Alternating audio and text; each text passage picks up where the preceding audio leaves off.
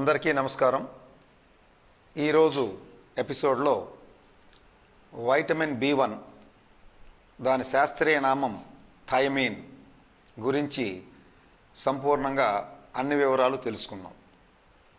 ఎందుకంటే ఈ మధ్యకాలంలో భారతదేశంలో నేషనల్ ఫ్యామిలీ హెల్త్ సర్వే అనేది చేస్తున్న పరిణామంలో సుమారుగా పిల్లల్లో 78% పైగా పిల్లల్లో 75% పైన పెద్దవాళ్లలో ఈ విటమిన్ లోపాలు తర్వాత ఎనీమియా ఉన్నట్లుగా గుర్తించారు. కనుక ఈ లోపాలు లేదా ఎనీమియా నుంచి బయటపడాలి అంటే ముఖ్యమైన విషయం న్యూట్రిషన్ పరంగా బ్యాలెన్స్డ్ డైట్ తీసుకుంటూ అన్ని రకాలైనటువంటి పోషక పదార్థాలు సమృద్ధిగా మన ఆహారంలో ఉండేట్లుగా ప్రజలు తెలుసుకొని జాగ్రత్తగా తినవలసిన అవసరం ఉన్నది, వాళ్ళ ఆరోగ్యాన్ని వాళ్ళు కాపాడుకోవటం కోసం. కనుక ఈ B1 లేదా థైమిన్ అనే విటమిన్ గురించినటువంటి అన్ని వివరాలు ఇప్పుడు మీకు తెలియజేస్తాం. సుమారుగా 1897 సంవత్సరంలో ఒక డచ్ ఫిజిషియన్ అయినటువంటి ఐజక్ మ్యాన్ అనేటువంటి వ్యక్తి కొంతమందిలో బెరిబెరి అనేటువంటి జబ్బు రావటాన్ని గమనించాడు. ఇది రావటానికి ఏమిటి కారణం అనేటువంటిది ఆయనకి తెలియలే. అనేక ప్రయోగాలు చేసిన తర్వాత కొన్ని ఈ రైస్ పాలిష్ పట్టిన తరువాత ఆ పెట్టిన రైస్తో పాటు కొన్ని రోజుల పాటు పాలిష్ పట్టకుండా బ్రౌన్ రైస్ కానండి, దంపుడు బియ్యం అనండి, ఇటువంటి పెట్టిన తర్వాత ఈ బెరిబెరి అనేటువంటి సమసిపోయింది. తద్వారా వారు ఏం గ్రహించారంటే ఈ యొక్క రైస్ పాలిషింగ్స్లో లేదా రైస్ బ్రాన్లో లేదా మనం పాలిష్ పట్టినప్పుడు వచ్చినటువంటి తౌడులో ఖచ్చితంగా ఏదో కెమికల్ కాంపౌండ్ ఉంది, అది గనక లోపిస్తే ఖచ్చితంగా బెరిబెరి వస్తుంది అనేటువంటిది ఆయన గ్రహించాడు. ఆ తర్వాత 1911 సంవత్సరంలో కాసిమిర్ ఫంక్ అనేటువంటి శాస్త్రజ్ఞుడు తన ప్రయోగాలు చేస్తూ ఇదే విటమిన్ లేదా ఈ కెమికల్ కాంపౌండ్ ఏమిటి అనేటువంటి అంశం మీద ప్రయోగాలు చేస్తూ ఈ రైస్ పాలిషింగ్స్ అనండి లేదా రైస్ బ్రాన్ మీద రీసెర్చ్ చేసి దాంట్లో ఒక కెమికల్ని వేరు చేసి విటమిన్ B1 అనేటువంటి పేరుతో దాన్ని ఉచ్చరించడం జరిగింది. ఆ తర్వాత 1936 సంవత్సరంలో విలియం మరియు ఆయన కొలీగ్స్, ఆయనతో పనిచేసేవాళ్ళు అందరూ కలిసి ఈ విటమిన్ B1 లేదా థైమిన్ని కృత్రిమంగా కెమికల్స్ ద్వారా సింథసైజ్ చేశారు, అంటే తయారు చేశారు. అప్పుడు ఏం చెప్పారంటే ఇది సల్ఫర్ కలిగి ఉన్నటువంటి మరి పంచదార పలుకుల్లాగా ఉండేటువంటి విటమిన్ను అని తెలియజేశారు. అలాగే ఇది వృక్షాల్లో లేదా ఈస్ట్లో లేదా బ్యాక్టీరియా తయారు చేసుకోగలవు, కానీ మనిషి శరీరం ఈ విటమిన్ని తయారు చేసుకోలేదు అనేటువంటి విషయాన్ని కూడా తెలియజేశారు.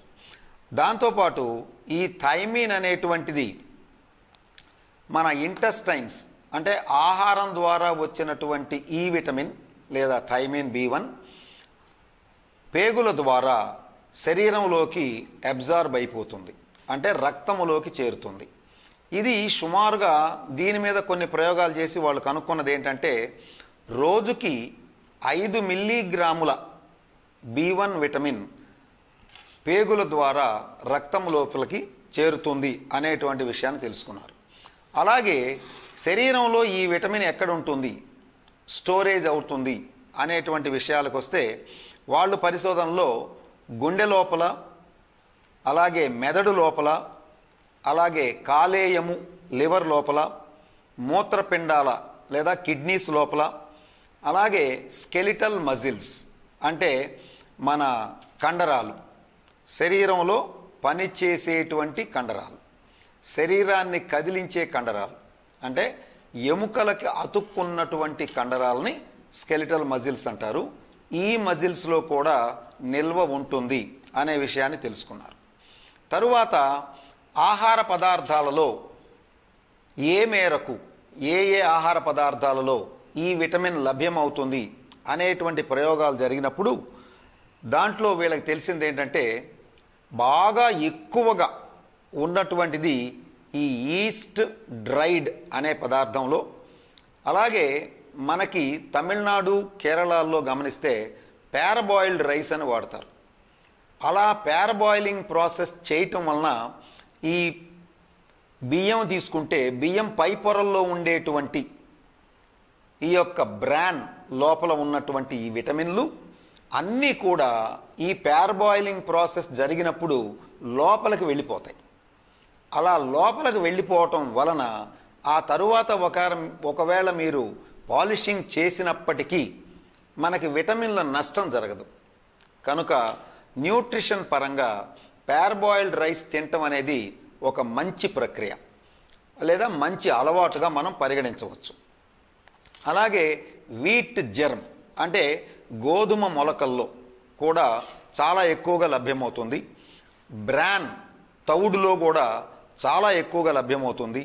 పంది మాంసంలో ఎక్కువగా ఉంటుంది, లివర్లో ఎక్కువగా ఉంటుంది, మాంసాహారంలో, చేపలు, గుడ్లు వీటిల్లో కూడా వస్తుంది.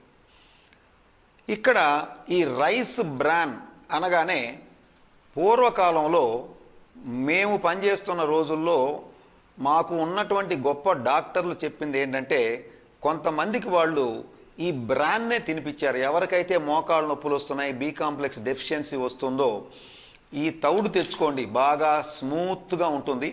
అది ఒక చెంచా తేనె, ఒక చెంచా నిమ్మకాయ రసం కలిపి 1-2 ఉండలుగా చేసుకొని మింగేయండి, పొద్దున ఒకటి సాయంత్రం ఒకసారి, మీకు ఈ లోపం సరైపోతుంది అని తెలియజేస్తే అది మేము కూడా గ్రహించాం.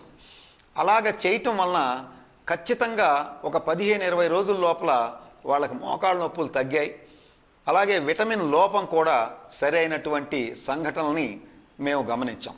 కనుక ఆ డాక్టర్లకు ధన్యవాదాలు తెలియజేసుకుంటూ మరి ఒక మంచి విషయాన్ని మాకు తెలియజేశారు. చాలామందికి చెప్పడం జరిగింది అలాగా. కనుక ఆ బ్రాన్కు ఉన్నటువంటి మన బి వైటమిన్స్కి సంబంధించిన లింక్ అలా ఉంటుంది. అలాగే మరి ఇతర సీరియల్స్ అంటే మనం తీసుకునేటువంటి పిండి పదార్థాలు అయినటువంటి బియ్యము వగైరా వీటిల్లో కూడా ఒక మోతాదులో ఉంటుంది. హోల్ బ్రెడ్ అంటే మనం తినేటువంటి హోల్ బ్రెడ్ కనుక ఉంటే ఖచ్చితంగా దాంట్లో బాగానే వస్తుంది. నూడిల్స్లో కూడా బాగానే ఉంటుంది. అలాగే నట్స్, ఆయిల్ సీడ్స్ అంటే నువ్వులు కానివ్వండి, లేదా ఆవాలు కానివ్వండి, లేదా వేరుశనగలు కానివ్వండి, వేరుశనక్కాయ విత్తనాలు కానివ్వండి, వీటిల్లో కూడా అధికంగానే ఉంటుంది. అలాగే మామూలు కాయగూరల్లో ఒక మోస్తరుగా ఉంటుంది, పాలల్లో కూడా స్వల్పంగా ఉంటుంది. ఇవి కాక మరి ఫ్రూట్స్, మనం తినేటువంటి పండ్లు వీటిల్లో బాగా ఎక్కువగా కిస్మిస్ ఫ్రూట్స్లో ఉంటుంది, పనసకాయల్లో ఉంటుంది, కమలా ఫలాల్లో ఉంటుంది, అలాగే పైనాపిల్స్లో ఉంటుంది, ద్రాక్షలో ఉంటుంది. వీటిల్లో సమృద్ధిగానే ఈ విటమిన్ B1 లేదా థైమిన్ దొరుకుతుంది. అలాగే మన శరీరంలో ఇంటెస్టైనల్ ఫ్లోరా అంటే మన పేగుల్లో పొట్ట భాగంలో ఈ గట్ ఈ ఏరియాల్లో ఉన్నటువంటి బ్యాక్టీరియా, మనకి ఉపయోగపడే బ్యాక్టీరియా ఈ యొక్క విటమిన్ని తయారు చేస్తాయి. అది తర్వాత సింథటిక్ విటమిన్ కూడా అవైలబుల్గా ఉంది. అంటే బయట మార్కెట్లో మెడికల్ షాపుల్లో ఈ థైమిన్ సంబంధించినటువంటి ఇంజెక్షన్ రూపంలో, అలాగే బి కాంప్లెక్సు వీటితో పాటు థైమిన్ ట్యాబ్లెట్ల రూపంలో కూడా అందుబాటులో ఉంది. ఇవన్నీ కూడా మనకి సోర్సెస్ అంటే అందుబాటులో ఉన్నటువంటి అంశాల కింద తీసుకోవచ్చు. ముఖ్యంగా మనం ఈ బ్యాలెన్స్డ్ డైట్ తింటూ ఈ యొక్క విటమిన్ ఉన్నటువంటి ఆకుకూరలనండి, కాయగూరలనండి, లేదా ఇతర పదార్థాలు కూడా మన ఆహారంలో ఉండేట్టు తీసుకుంటూ వీలైనంత వరకు లోపం రాకుండా ప్రయత్నించాలి.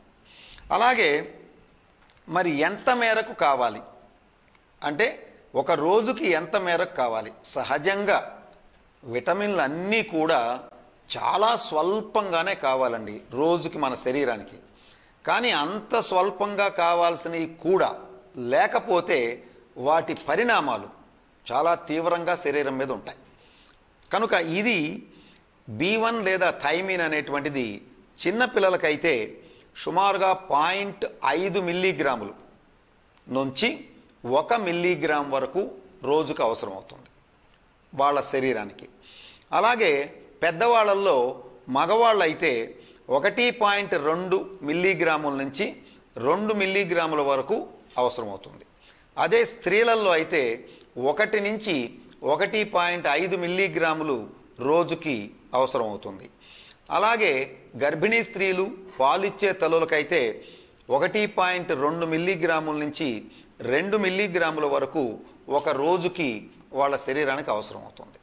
చూడండి ఎంత స్వల్పంగా అవసరమో, అంతా కలిపిన 2 మిల్లీగ్రాముల లోపలే. కానీ ఆ 2 మిల్లీగ్రాములు కనుక లేకపోతే తీవ్రమైన పరిణామాలు ఉంటాయి శరీరం మీద. అవేంటో ముందు చూద్దాం. అలాగే ఫంక్షన్స్ అంటే మన శరీరానికి ఏ రకంగా ఈ విటమిన్ ఉపయోగపడుతుంది, శరీరంలో ఏ ఏ పనులు చేస్తుంది అంటే దాని మీద రీసెర్చ్ చేసిన తర్వాత తెలిసింది ఏంటంటే థైమిన్ పైరోఫాస్ఫేట్ ఇది మరొక రూపం. ఈ థైమిన్ అనే విటమిన్ యొక్క యాక్టివ్ రూపం అంటాం, అంటే బాగా పనిచేసే లక్షణం కలిగిన రూపం. ఈ పైరోఫాస్ఫేట్ అనేది జీర్ణ ప్రక్రియ సవ్యంగా జరగటానికి, అలాగే జీర్ణమైనటువంటి ఆహారాన్ని సవ్యంగా వాడుకోవటానికి ఇది ఉపయోగపడుతుంది. అంటే పైరువిక్ యాసిడ్ అనేటువంటి రసాయనము ఈ విటమిన్ గనక ఉంటే ఎసిటైల్ CoA అనే రసాయనంగా మారి గ్లూకోజ్ మెటబాలిజం జరిగి మనకి కావలసినటువంటి శక్తి శరీరంలో ఉన్న అన్ని కణాలకి, అవయవాలకి, వ్యవస్థలకి, మొత్తం శరీరానికి వస్తుంది. కనుక ఇది జీర్ణ ప్రక్రియ మరియు ఆహారాన్ని ఉపయోగించుకోవటం, దీన్నే మరొక మాటగా చెప్పాలంటే ఆహారాన్ని శక్తిగా మార్చేందుకు ఈ విటమిన్ అత్యవసరము అని గ్రహించవలను. అలాగే నరములు, కండరాలు, గుండె సవ్యంగా పనిచేస్తూ ఆరోగ్యంగా ఉండటానికి ఈ విటమిన్ ముఖ్య అవసరంగా ఉంది. అలాగే మరొకటి ఏంటంటే సహజమైనటువంటి జీర్ణ ప్రక్రియ జరగటానికి, అలాగే జీర్ణమై మనకి రక్తంలోకి వచ్చినటువంటి ఈ యొక్క గ్లూకోజ్ కరెక్ట్గా ఉపయోగించుకోవటానికి ఈ అవసరం అని చెప్పి తెలియజేస్తున్నారు. మరొక ముఖ్యమైన అంశం ఏంటంటే నిద్ర పట్టడానికి మెలటోనిన్ అనేటువంటి ఒక రసాయనం అవసరం. ఈ మెలటోనిన్ సవ్యంగా తయారవటానికి కూడా ఈ B1 లేదా థైమిన్ విటమిన్తో పాటు B2 విటమిన్ కూడా కావాలి. దాన్ని రిబోఫ్లేవిన్ అంటారు. కనుక ఈ 2 విటమిన్లు మెలటోనిన్ అనేటువంటి రసాయనాన్ని శరీరంలో తయారు చేయటానికి అవసరం. ఆ మెలటోనిన్ అనేది సవ్యంగా నిద్ర పట్టడానికి అవసరం. అలాగే B1 అనేటువంటి దాన్నే యాంటీ బెరిబెరీ ఫ్యాక్టర్ అని కూడా అంటారు. అంటే బెరిబెరీ అనేటువంటి జబ్బు రాకుండా కాపాడేటువంటిది అని చెప్తారు. అలాగే ఆకలిని పెంచేటువంటిది, అంటే ఎప్పటికప్పుడు జీర్ణ ప్రక్రియ సవ్యంగా జరిగిపోతూ ఉందనుకోండి, ఆటోమేటిక్గా మరలా శరీరం ఆకలిని కలుగజేస్తుంది, తెలుస్తుంది మనకి. కాబట్టి ఈ విటమిన్ ఇతర విటమిన్లతో పాటు సవ్యంగా మనకు అందినట్లయితే శరీరంలో ఈ జీర్ణ ప్రక్రియ, తర్వాత తయారై రక్తంలోకి చేరినటువంటి పోషక పదార్థాలని వాడుకునే ప్రక్రియ సవ్యంగా జరుగుతుంది. కాబట్టి టైం టు టైం కరెక్ట్గా ఆకలి అవటానికి కూడా ఇది ఉపయోగపడుతుంది అని తెలియజేస్తున్నారు. ఇన్ని ఉపయోగాలు ఉన్నటువంటి ఈ B1 విటమిన్ ఒకవేళ ఏ కారణం చేతైనా మన శరీరములో తగినంత మోతాదులో అందుబాటులో లేకపోతే దాన్ని విటమిన్ లోపము లేదా డెఫిషియన్సీ అంటారు. ఈ డెఫిషియన్సీ అనేది సర్వసాధారణంగా మన శరీరంలో ఏర్పడదు. ఎందువలన దానికి 3 కారణాలు ఉన్నాయి. ఒకటి, బ్యాలెన్స్డ్ డైట్ తినే వాళ్ళల్లో ఈ లోపం రాదు. కాస్తో కూస్తో లోపంగా అనిపించినప్పుడు మనకి ఇంటెస్టైనల్ బ్యాక్టీరియా తయారు చేసి ఆ లోపాన్ని అధిగమించేట్లుగా చేస్తుంది. అది కూడా కాకుండా మరి కొంతమందిలో ఆహారం లేక ఫాస్టింగ్లో ఉండవలసిన పరిస్థితులు ఉంటే అటువంటి వాళ్ళల్లో లోపం వచ్చేటువంటి అవకాశం ఉంది. లేదా పొట్ట పేగులు సవ్యంగా పనిచేయక జీర్ణ ప్రక్రియ సవ్యంగా జరగనట్లయితే అటువంటి వాళ్ళలో కూడా లోపం వచ్చే అవకాశం ఉంది. అలాగే మరి డైటింగ్ చేస్తూ ఉంటారు. ఈరోజు మనకు తెలుసు, ఒబీస్గా ఉన్నవాళ్ళు డైటింగ్ చేస్తున్నారు, డయాబెటీస్ ఉన్నవాళ్ళు డైటింగ్ చేస్తున్నారు, హార్ట్ ప్రాబ్లమ్స్ ఉన్నవాళ్ళు డైటింగ్ చేస్తున్నారు. కాబట్టి ఇంతమంది బాగా తక్కువగా తినటం వలన కూడా ఈ యొక్క విటమిన్ లోపం వచ్చేటువంటి అవకాశం ఎక్కువగా ఉంది. కనుక దాన్ని అధిగమించటం కోసం కూడా మరి సప్లిమెంటేషన్లో తీసుకోవాల్సిన అవసరం ఉంది. అలా తగ్గినప్పుడు శరీరానికి ఏమి నష్టాలు వస్తాయి అనేటువంటి అంశం కూడా తీసుకున్నాం. అలాగే గర్భిణీ స్త్రీలు, పాలిచ్చే తల్లుల్లో ఈ విటమిన్ లోపం ఉండటం వలన అది పిల్లల మీద దాని యొక్క ప్రభావం పడేటువంటి అవకాశం కూడా ఖచ్చితంగా ఉంది అనేటువంటిది శాస్త్రజ్ఞులు గుర్తించారు. కనుక ఈ విటమిన్ గనక లోపం గనక ఉంటే ముఖ్యమైనటువంటి సమస్య బెరిబెరి అనేటువంటి జబ్బు వస్తుంది. ఈ బెరిబెరి అనేటువంటి పదము ఈ శ్రీలంకలో ఉన్నటువంటి వాళ్ళ భాష నుంచి తీసుకున్న పదం. ఈ పదానికి అర్థం ఏంటంటే తీవ్రమైనటువంటి శారీరక అశక్తత, అంటే తీవ్రమైనటువంటి నీరసంగా ఉంటుంది. కనుక దాని అర్థం సింహళీయుల భాషలో, శ్రీలంక భాషలో అది అక్కడి నుంచి తీసుకున్నారు ఈ పదాన్ని. అలాగే మరి దీంట్లో 3 రకాలైనటువంటి సమస్యలు ఉన్నాయి. ఏది? ఈ ఒక్క బెరిబెరీలోనే చిన్న పిల్లల్లో, అంటే సంవత్సరంలోపు పిల్లల్లో వచ్చేటువంటి దాన్ని ఇన్ఫెంటైల్ బెరిబెరీ అని అంటారండి. సహజంగా ఇది 3 నుంచి 5 మాసాలుగా ఉన్నటువంటి వయసులో పిల్లల్లో వస్తుంది. దీనికి ముఖ్యమైన కారణం ఏంటంటే తల్లులలో ఉన్న లోపం వల్ల వాళ్ళు ఇచ్చేటువంటి పాల ద్వారా, చనుబాల ద్వారా బిడ్డకి కావాల్సినంత ఈ థైమిన్ అందకపోవటం వలన ఇన్ఫెంటైల్ బెరిబెరీ వస్తుంది అనేది శాస్త్రజ్ఞులు కనుక్కోవటం జరిగింది. దీనివల్ల ఏమిటి నష్టం అంటే గుండె బాగా పెరిగే అవకాశం ఉంది, తరువాత గుండె ఆగిపోయే అవకాశం ఉంది, లేదా గుండె జబ్బులు ఏర్పడే అవకాశం ఉంది. అవి సవ్యంగా సరైన రీతిలో సరైన సమయంలో స్పందించి వైద్యుల సలహా తీసుకుంటూ చూపించి మందులు లేదా సప్లిమెంటేషన్ వాడకపోతే పిల్లవాడు చనిపోయే ప్రమాదం కూడా ఉంది. కనుక తల్లిదండ్రులందరూ కూడా దయచేసి, ముఖ్యంగా గర్భిణీ స్త్రీలు, పాలిచ్చే తల్లులు ఈ విషయాన్ని గ్రహించి వాళ్ళ ఆహారంలో ఈ విటమిన్ లోపం లేకుండా సరిచేసుకోవాల్సిందిగా ప్రార్థిస్తున్నాం. అలాగే పెద్దవాళ్లలో వచ్చేటువంటి బెరిబెరి 2 రకాలు. ఒకటి వెట్ బెరిబెరి అంటారు. అంటే వెట్ అంటే తేమ. ఈ తేమ అనే పదాన్ని ఎందుకు వాడారంటే వాళ్ళ శరీరంలో విపరీతంగా ఎడీమా అనేటువంటి స్థితి ఉంటుంది. ఎడీమా అంటే విపరీతంగా ద్రవాలు లేదా నీరు చేరటం, తద్వారా ఆయా అవయవాలు లేదా శరీరం జనరలైజ్డ్గా ఉబ్బటం. మనందరికీ తెలుసు, బస్సులో ప్రయాణం చేస్తే ఓవర్ నైటు కాళ్ళన్నీ వాచిపోతాయి, ఉబ్బుతాయి, తర్వాత ఒక రోజుకు మళ్ళీ సర్దుకుంటాయి. అట్లా ఉబ్బటాన్నే ఎడీమా అంటాం. అది చేతుల్లో రావచ్చు, కాళ్ళల్లో రావచ్చు, ఈ బెరిబెరీలో. కనుక అది వచ్చిన తర్వాత గుండె సంబంధమైన సమస్యలు కూడా ఉత్పన్నమయ్యే అవకాశం ఉంది. వాటిల్లో ముఖ్యంగా ఈ లోపం ఉన్న వాళ్ళల్లో పాల్పిటేషన్ అంటే గుండె దడ ఎక్కువగా ఉంటుంది. అలాగే గుండె ఎక్కువగా కొట్టుకోవటం అనేటువంటిది కూడా ఉంటుంది. ఆ గుండె ఎప్పుడైతే ఎక్కువగా కొట్టుకుంటుందో పల్స్ రేట్, నాడి కొట్టుకోవడం పెరుగుతుంది. తద్వారా కరోనరీ హార్ట్ డిసీజెస్ అంటే గుండె సంబంధమైన జబ్బులు వచ్చేటువంటి అవకాశం కూడా ఉంది. ఇది వెట్ బెరిబెరీకి ఉన్నటువంటి లక్షణాలు. అలాగే డ్రై బెరిబెరీ. ఈ డ్రై బెరిబెరీ అంటే ఇక్కడ వాపులు కానీ నీరు చేరటం కానీ ఉండదు. అంటే నో ఎడిమా, ఎడిమా ఉండదు అనేది తెలుసుకోవాలి ఫస్ట్. నెక్స్ట్ ఏంటంటే వీళ్ళల్లో ఎక్కువగా నరాల బలహీనతలు, నరాలు సరిగా పనిచేయకపోవటం, తద్వారా ఉత్పన్నమయ్యేటువంటి సమస్యలు వస్తాయి. అంటే పొడవైనటువంటి నరాలు మనకి కాళ్ళు చేతుల్లో ఎక్కువగా ఉంటాయి. ఈ నరాలు డీజెనరేట్ కండిషన్లోకి వెళ్తాయి. అంటే సరిగా పని చెయ్యనటువంటి స్థితికి వెళ్ళి పాడైపోతాయి.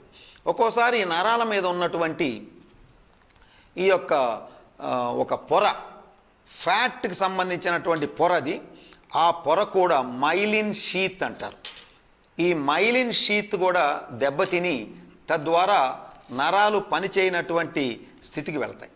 ఎప్పుడైతే అలా నరాలు పనిచేయని స్థితికి వెళ్ళాయో, ముఖ్యంగా ఈ చేతులు, కాళ్ళు, వీటిల్లో మీకు ఒక రకమైనటువంటి మత్తు లేదా ఎనస్థీషియా, మొద్దుబారినట్లు ఉండటం, టింగ్లింగ్ సెన్సేషన్ అంటాం, అంటే సూదులు గుచ్చుకున్నట్లుగా ఉండటం, ఇటువంటి లక్షణాలు ఎక్కువగా కనిపిస్తాయి. దాన్నే బర్నింగ్ హ్యాండ్స్ అండ్ ఫీట్ అంటారు. ఏదో మంట పుడుతున్నాయండి, అరికాళ్ళు అరిచేతులు విపరీతంగా మంటలు పుడుతున్నాయి అని కూడా చాలామంది చెప్తూ ఉంటారు. తర్వాత ఆ అరికాళ్ళు అరిచేతుల్లో కొంతమేరకు స్పర్శ లేనితనం కూడా వస్తుంది, ఎనస్థీషియా. ఇవన్నీ దేనివల్ల వస్తున్నాయంటే విటమిన్ B1 లేదా థైమిన్ లోపం ఉండి, ఆ లోపం బాగా స్థిరపడినప్పుడు ఈ నరాలన్నీ కూడా దెబ్బతిని తద్వారా ఈ సమస్యలు వస్తున్నాయి. కనుక ఈ సమస్య రాకుండా ఏమి చేయాలి అనేది మళ్ళీ మనం ఇంకొద్దిగా ముందుకు వెళ్ళిన తర్వాత తెలుసుకుందాం. ఇప్పుడు మరొక లోపం ఉంది. అదేంటంటే వెర్నికేస్ ఎన్సెఫలోపతి అంటారు. అంటే ఈ వెర్నికేస్ అంటే మెదడులో ఉన్నటువంటి ఒక పార్ట్, ఒక భాగం. దానికి కూడా ఈ B1 డెఫిషియన్సీ ఏర్పడటం వలన ఈ యొక్క వెర్నికేస్ ఎన్సెఫలోపతి అంటే మెదడుకు సంబంధించి కొంత పని చేయనటువంటి స్థితిలోకి వెళుతుంది. అలా చేయటం వల్ల ఏమవుతుందంటే డిస్ఓరియంటేషన్ అటువంటి వాళ్ళలో, అంటే వాళ్ళకి మతి స్థిమితంగా ఉండదు. ఏ పని మీద ఉన్నారో వాళ్ళకి అర్థం కాదు, ఏ పని చేస్తున్నారో వాళ్ళకి అర్థం కాదు, ఆ స్థితిలో ఉంటారు. మీరు చెప్పేది వాళ్ళకి అర్థం కాదు, వాళ్ళు చేస్తూనే ఉంటారు. మీరు ఎంతసేపు చెప్పినా వాళ్ళ పనిలో వాళ్ళు ఉంటారు. డిస్ఓరియంటేషన్ అంటే వాళ్ళ మెదడులోకి మీరు చెప్పినవి కరెక్ట్గా వెళ్ళవు. ఎందుకంటే ఈ వెర్నికేస్ న్యూక్లియస్ అని ఉంటుంది, అది దెబ్బతింటుంది. అలాగే వాళ్ళు ఉదాసీనంగా ఉంటారు, ఎపతి అంటారు. అంటే ఏమీ పని చెయ్యబుద్ధి కాదు, ఏం మాట్లాడతారో వాళ్ళకి తెలియదు, ఎప్పుడూ నీరసంగా డల్గా ఉంటారు. అలాగే ఈ యొక్క విటమిన్ లోపం కండరాల మీద కూడా పనిచేస్తుంది. అంటే మన కన్ను గుడ్డు బయటికి మనకు కనిపించేది 1/3 వంతే, లోపల 2/3 వంతు ఉంటుంది. దాని చుట్టూతా పైన కింద పక్కన గుండ్రంగా అనేక కండరాలు, సుమారుగా 6 రకాల కండరాలు ఆ కనుగుడ్డును పట్టుకొని ఉంచుతాయి. మనం కన్ను తిప్పేటప్పుడు ఈ కండరాలు పనిచేసి ఆ కన్నును తిరగటానికి అవకాశం ఇస్తాయి. కానీ ఈ విటమిన్ లోపం వలన ఈ కండరాలు కూడా దెబ్బతిని కళ్ళు తిరగటం అనేది సరిగా ఉండదు. అదే డిస్ఓరియంటేషన్. మీరు ఇటు పిలుస్తుంటే అటు చూస్తూ ఉంటాడు, అది ఒకటి. దాంతోపాటు ఇంకా కొంతమందిలో ఈ కండరాలు బాగా వీక్ అవటం ద్వారా కళ్ళు నిలవలేవు.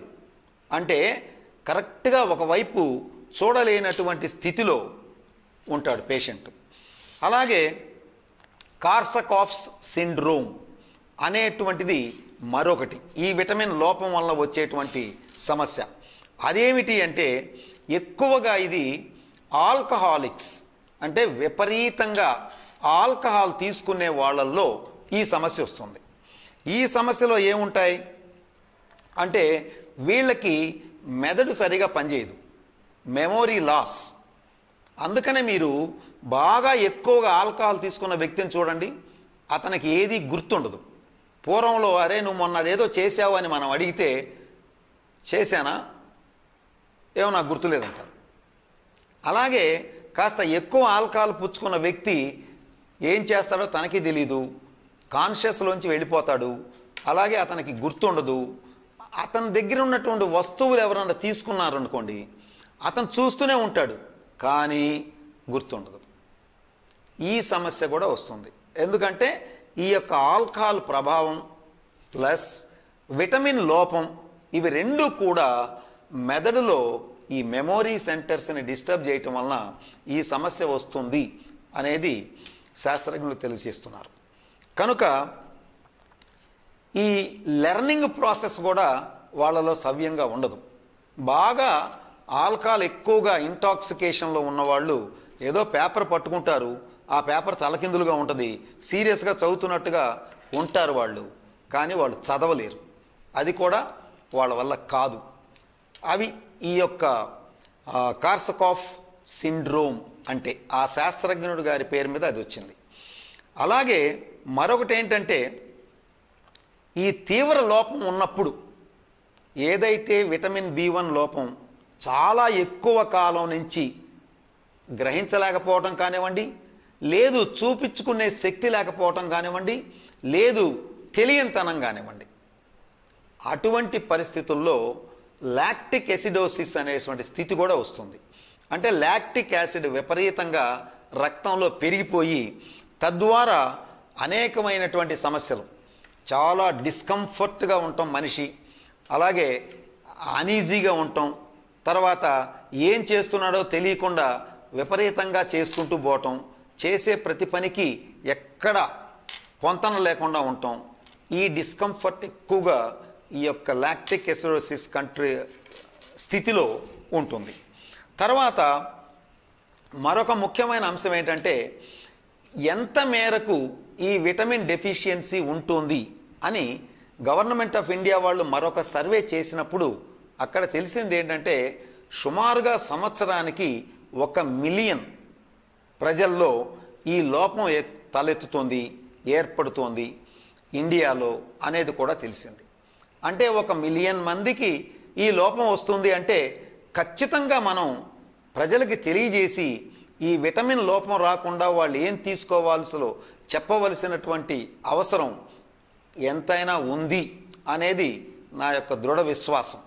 అందువలన ఈ చూస్తున్న వాళ్ళందరికీ ఒక విన్నపం ఏంటంటే, ఇది ఇక్కడి నుంచి తెలుసుకున్న తరువాత జాగ్రత్తగా తమరు ఈ విటమిన్ లోపం రాకుండా ఉండటానికి ప్రయత్నం చేయవలసిందిగా సూచిస్తున్నాను, విన్నపం తెలియజేసుకుంటున్నాను.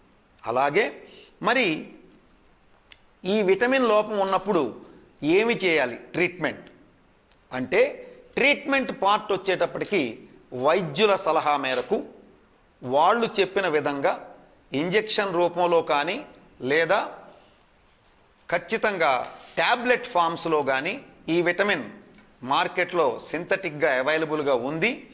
కానీ ఉంది కదా అని మనం మార్కెట్కి వెళ్ళి కొనుక్కొని ఇష్టం వచ్చినట్టు వాడకూడదండి. దయచేసి వైద్యుల సలహా మేరకు వాడి దీంట్లో ఉన్నటువంటి అంటే మన శరీరంలో ఉన్నటువంటి ఈ లోపాన్ని అధిగమించి ఆరోగ్యంగా ఉండటానికి ప్రయత్నం చేయాలి. సహజంగా ఈ విటమిన్ ఎక్సెస్ అవటం అనేది ఆల్మోస్ట్ ఉండదండి. కానీ ఎక్కడైనా రేర్గా గనక జరిగితే దానికి కూడా ఈ యొక్క టాక్సిసిటీ వచ్చి శరీరానికి విపరీతమైన నష్టం జరుగుతుంది. కానీ మ్యాక్సిమం ఈ యొక్క టాక్సిసిటీ రావటం కానివ్వండి, లేకపోతే ఈ విటమిన్ ఎక్కువ అవటం కానివ్వండి జరగదు. అది మాత్రం కరెక్ట్. తర్వాత మరి ఈ విటమిన్ను మాత్రల రూపంలో కాకుండా ఆహార రూపంలో కూడా ఇంకో రకంగా ఏమైనా లభ్యమవుతుందా అంటే, ఈ మధ్య కాలంలో అంటే సుమారుగా 2019 ఆ ప్రాంతం నుంచి బియ్యం కూడా ఫార్టిఫికేషన్ చేస్తున్నారు. అంటే బియ్యంలో కూడా ఈ విటమిన్స్ కలిపి తద్వారా ఆ బియ్యం తిన్న వాళ్ళకి ఈ విటమిన్స్ అంది లోపం రాకుండా కాపాడటానికి ఉపయోగపడుతున్నాయి. దాన్ని ఫోర్టిఫైడ్ రైస్ అంటారు. అంటే రైసులో B1 విటమిన్ కలిపినటువంటి రైస్. కనుక ఈ రైసు ఎలా అంటే, వీటిల్లో ఈ డాక్టర్స్ రైస్ అని ఒక బ్రాండ్ ఏదో ఉంది. అవి కిలోల లెక్కన అమ్ముతారు. కొద్దిగా ఖరీదు ఎక్కువగా ఉంటాయండి. వాళ్ళు ఏం చెప్తున్నారంటే ఆ బియ్యాన్ని సపోజ్ మీరు ఒక అరకిలో బియ్యం వండుకుంటారు అనుకోండి నార్మల్గా, ఆ వండుకునే బియ్యంలో ఒక చెంచా 5-6 గ్రాములు ఈ డాక్టర్స్ రైస్ బ్రాండ్ బియ్యం కలిపి ఆ తర్వాత కనుక వండుకుంటే ఆ రైస్ మొత్తానికి ఈ యొక్క థైమిన్, దాంతోపాటు విటమిన్ B12, దాంతోపాటు మరి మైక్రో ఎలిమెంట్స్, మినరల్స్ అన్నీ వచ్చేట్లుగా వీటిలన్నిటినీ కూడా అంటే మినరల్స్, విటమిన్స్ ఫోర్టిఫై చేస్తున్నారు. కనుక బాగా లోపంగా ఉండి లేదా విపరీతంగా పాలిష్డ్ రైస్ తినేవాళ్ళు ఈ యొక్క డాక్టర్స్ బ్రాండ్ రైస్ అలా డాక్టర్ రైస్ అనేటువంటి బ్రాండ్ ఉన్నటువంటి ఫోర్టిఫైడ్ రైస్ని కొంచెం మీ యొక్క రైస్లో కలుపుకొని వండుకోవటం వలన ఈ లోపం ఎప్పటికీ రాదు అని శాస్త్రజ్ఞులు తెలియజేస్తున్నారు. ఇవి ఇక్కడ ఒక చిన్న ప్రికాషన్ ఒకటి వాడాలండి.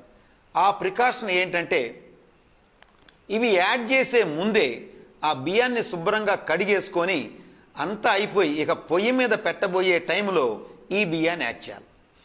ఈ బియ్యం ఏదైతే ఫోర్టిఫికేషన్ జరిగిన డాక్టర్ రైస్ బియ్యాన్ని ముందే వేసి వాటిని విపరీతంగా కడిగి ఆ రిన్సింగ్ చేసి లేదా వాష్ చేసినట్లయితే ఈ విటమిన్స్ మొత్తం పోతాయి. కనుక న్యాచురల్గా ఏంటి, పూర్వకాలంలో మనకి దంపుడు బియ్యం అనేది మంచి అలవాటు. కానీ ఈ దంపుడు బియ్యం అనేది ఇప్పుడు ఆల్మోస్ట్ మనకి లేవు. కనుక ఈ సమస్య ఎక్కువగా వచ్చే అవకాశం ఉంటుంది. అందువలన మనందరం తెలుసుకొని ఈ యొక్క బియ్యాన్ని అవసరమైతే ఈ డాక్టర్ రైస్ అనే బ్రాండ్ను కూడా కొద్దిగా కలుపుకుంటూ చక్కగా B1 విటమిన్ పొందుతూ లోపము లేక డెఫిషియన్సీ రాకుండా మనల్ని మనం కాపాడుకోవాలి. ఇక్కడ మరొక్క ముఖ్యమైనటువంటి సూచన, దయచేసి ఇదొక్కటి కూడా గ్రహించండి. ఎవరైనా ఇంజెక్షన్ రూపంలో కానీ లేదా ట్యాబ్లెట్ రూపంలో కానీ ఈ B1 లేదా థైమిన్ తీసుకుంటున్న వాళ్ళల్లో వాళ్ళు ఎట్టి పరిస్థితుల్లో కూడా ఆల్కహాల్ ముట్టుకోకూడదు ఈ ట్రీట్మెంట్ అయిపోయిన కొంతకాలం వరకు. దయచేసి ఇదొక సూచన గుర్తుపెట్టుకోండి. లేకపోతే మీరు తీసుకునేటువంటి ఈ థైమిన్ లేదా B1 మీ శరీరానికి ఏ ఉపయోగం ఉండదు, వేస్ట్.